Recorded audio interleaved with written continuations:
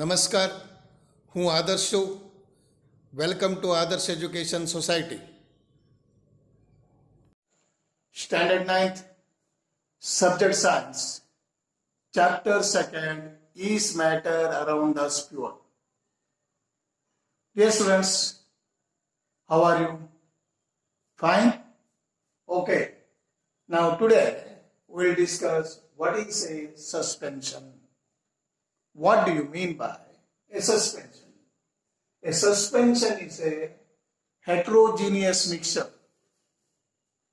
See, what do you mean by heterogeneous mixture? The mixture which do not dissolve. See, here I have written, it is a heterogeneous mixture in which the solute particles do not dissolve. The solute particles do not dissolve, but remain suspended throughout the bulk. Okay, for example, you see, suppose here we have taken a half glass of or a full glass of water up to here. Then I added a flow, F-L-O-U-R, flow. And this flow is do not dissolve. It will not dissolve. Instead of dissolving, it will be suspend or hanging. Okay, like this, it will be spread or hanging, you are thinking. It does not dissolve. Okay, it is suspended in the water. It is suspended throughout the bulk whole. So that is called as a suspension. Okay. Now, say I will read some of the text lines here. See, non-homogeneous system. Non-homogeneous. Homogeneous means what we are saying, the substance which will be mixing each other. Here it is a non-homogeneous substance, the system in which the solids are dispersed in the liquids. Solids are dispersed, they hang suspended in the liquids. Okay, and particles of the suspensions are visible to the naked eye. So if you are looking, these particles will be visible by the naked eye, okay, without using the instrument. Now we'll learn the properties of solution. So first property is, it is a heterogeneous mixture. It is a heterogeneous mixture. You already learned what do you mean by heterogeneous. That the mixture, the substance which do not dissolve, okay, that is a heterogeneous mixture. The particles of the suspension can be seen. See, the particles can be seen by the naked eye. This is the second property. Now the third property is, the particles of the suspension scatter a beam of light. See, the particles of the suspension scatter means spreading a beam of light passing through it and makes its path visible. For example, if you are passing the light here, these are the particles, will be scattering the beam of light. They scatter the beam of light, so then you can see the path of the light. You can see the path of the light. So that is called as a, what you are saying? It is a suspension scatter the beam of a light. Now the fourth property is, the solute particles settle down when a suspension is left undisturbed. Suppose if you are undisturbed, the particles will be settling down. The particles settle down. That is, a suspension is unstable. So that's why you are calling it is a unstable, not stable. Stable means dissolving. Unstable means that it will be not dissolving. So they can be separated from the mixture by the process of filtration. So this one, by the process of filtration, so can be separated. When the particles settle down, the suspension breaks and it does not scatter the light anymore. See, when the particles settle down, when the particles settle down, the suspension breaks. So it does not scatter the light. Okay? So these are the points you have to remember. What is suspension and properties of suspension. Okay, students? So, dear students, we'll discuss now what is a colloidal solution. See, for example, we have taken water, and you added ink here, or milk. So, what the solution is formed, that is a colloidal solution. So, the particles of the colloid are uniformly spread throughout the solution. Due to the relatively smaller size of the particles, here the particles are smaller than the suspension, the mixture appears to be homogeneous. The mixture appears to be homogeneous, but it is not a homogeneous mixture. It is a heterogeneous mixture. But actually a colloidal solution is a heterogeneous mixture. For example, ink and water and milk and water. Now, because of the small size of the colloidal particles, we cannot see them with the naked eyes. The particles you cannot be seen by the naked eyes. But these particles can be scattered a beam of visible light. But these particles scattering, see here I will show you now, by the beam of the light. So this scattering of the beam of light is called as the Tyndall effect, after the name of the scientist who discovered this. So, because the scientist named Tyndall, so that is why this effect is known as Tyndall effect. What do you mean by the Tyndall effect? The Tyndall effect can be observed, see, when a fine beam of light, the way of light becomes, observe that when a fine beam of light enters here, see, when it passes through it is what? It is a solution.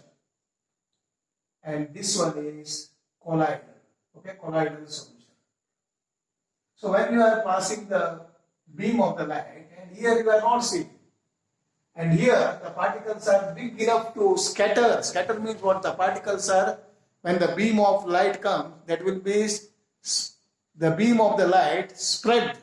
So the beam of the light scatters. These particles are scattering the beam of the light. Spread the beam of the light so that the beam of the light can be, the path of the light becomes visible. Okay, understood now what I am saying? So because of these particles are big enough to scatter, means spreading the way of light or spreading the beam of the light. So the path of the light becomes visible. Here you are not seeing, because here the particles are so small. It is homogeneous mixture. It is homogeneous, but it is a heterogeneous. Okay. So Tyndall effect, this type of effect we are seeing, the Tyndall effect. So very important question, Tyndall effect. And examples. See, one more example. Tyndall effect can be observed when a fine beam of light enters a room. Suppose your room or at home, any room is there, or any how inside, when the windows at a room, through the small hole, if the light comes through the small hole, you will see that the dust particles were moving or hitting there. This happens due to the scattering of the light. So this is also an example of scattering the light by the particles of dust and smoke in the air. So this is one example. And another example is Tyndall effect can also be observed when the sunlight passes through the canopy. Canopy means, what you are saying? That is a covering of the dense forest covering, providing like a shelter, you are saying. Canopy of a dense, very thick forest. In the forest, mist, moist mist means here, droplets of water, contains tiny droplets of water which act as a particle. Colloids are dispersing the air. So in this way, you can see the beam of the light. So this is we are calling as a Tyndall effect. Now some of the properties you will learn. A colloid is a heterogeneous mixture. A colloid is not a homogeneous mixture. It is a heterogeneous mixture. Second property is the size of the particles of the colloid is too small to be individually seen by the naked eyes. So you can see by the naked eyes. Colloids are big enough to scatter the beam of light. To scattering the beam of the light, the colloids particles are big enough to scatter the beam of the light passing through it and makes the path visible. The fourth property is they do not settle down when left undisturbed. So they are not settling down when left undisturbed. That is a colloid is a quite stable. So that is why I am saying it is a stable. They cannot be separated from the mixture by the process of filtration. They cannot be separated by the filtration. Can be separated. They cannot be separated from the mixture by the process of filtration, but it is can be separated by the special techniques which is known as centrifugation. So what do you mean by centrifugation? You will learn in the next heading. Okay, by the centrifugation. So can be used to separate the colloidal particles. Okay students, so now the components of a colloid solution are, see, try to understand. The components means the part of the colloidal solution are the dispersed phase and the dispersed medium. See, dispersed phase and dispersing medium. For example, okay, for convenience, to understand, for example, okay, water will be there. We are adding salt or sugar, that is a solute. Okay, that is a dispersed phase. And dispersed medium, the water, the liquid, more quantity, so that is a dispersing medium. Okay, now? So, the solute-like component or the dispersed particles in the colloid form is called as dispersed phase. See, the solute-like component or the dispersed means scattering, dispersing particles in a colloid form, the dispersed phase.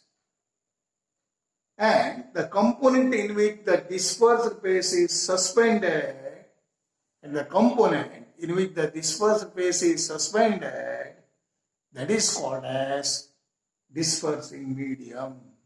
So I told you one example. Okay, got the idea now? Now, colloids are classified as according to the state, solid, liquid, or gas. See, colloids are classified as according to the solid, liquid, or gas of the dispersing medium and the dispersed phase. Some of the examples are shown here. Okay, now look here now. See, dispersed phase and dispersing medium. Okay, now the liquid is in the gaseous, and what type of the solution is formed here? Aerosol is formed. For example, form of mist, the drops of water, these are the examples. So when solid to gas, okay, when solid is in the gaseous, then aerosol form, then there is an example of smoke. Then gas and liquid, okay, gas is in the liquid, say gas is a dispersed phase, and this is a dispersing medium. It is in the liquid, and foam is the type will be formed. An example is shaving cream, and solid to solid or solid soap, the type is solid soap. For example, milky glass. See, dear students, see, some of the example is given in the textbook also. See, liquid is a dispersed phase, and dispersing medium is gas, and aerosol, for example, fogs, clouds, and mist. So next one is, the next example is solid in the gas. Solid is a dispersed phase and gas is a dispersing medium. The aerosol, smoke, and example is smoke and automobile exhaust. Okay, automobile exhaust. And third one is gas is a dispersed phase, and liquid is the dispersing medium. The emulsion. So milk, cream, face cream. So these are the examples of this one. And solid is a dispersed phase. A dispersing medium is liquid. Type is soap. Example, milk of magnesia and mud. So these all can be asked in the examination also. What is the type and example? So then liquid in the dispersed phase and dispersing medium is solid. The type is gel. So jelly, cheese, butter, these are the examples. Okay, dear students, remember this table, examples of colloids also, some of the examples, and what combination you are dispersed phase and dispersing medium, then what the type you are getting, and example is what. So like this table, you have to study also. Okay, dear students, in next video, we will discuss separating the components of a mixture. So till that, bye-bye. Thank you for joining us.